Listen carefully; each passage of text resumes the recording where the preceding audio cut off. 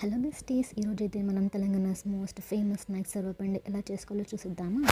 So first అయితే mixie తీసుకొని దాంట్లో పుదీనా వేసుకుని, కరివేపాకు, ఇంకా పచ్చిమిర్చి, ఇంకా సాల్ట్ కూడా వేసుకొని మిక్సీ పట్టాలి.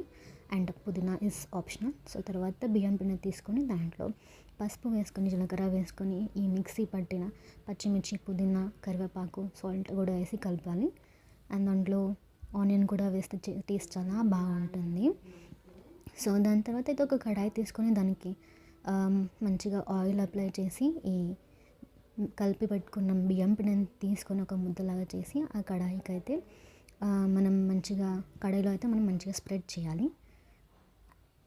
అలా స్ప్రెడ్ చేసిన పిండికి హోల్స్ పెట్టి దాంట్లో కొంచెం ఆయిల్ కూడా వేయాలి. ఎందుకంటే హోల్స్ పెడితే అది టూ సైడ్స్ కూడా చాలా బాగా కాలుతుంది, అప్పుడు టేస్ట్ ఇంకా బాగుంటుంది.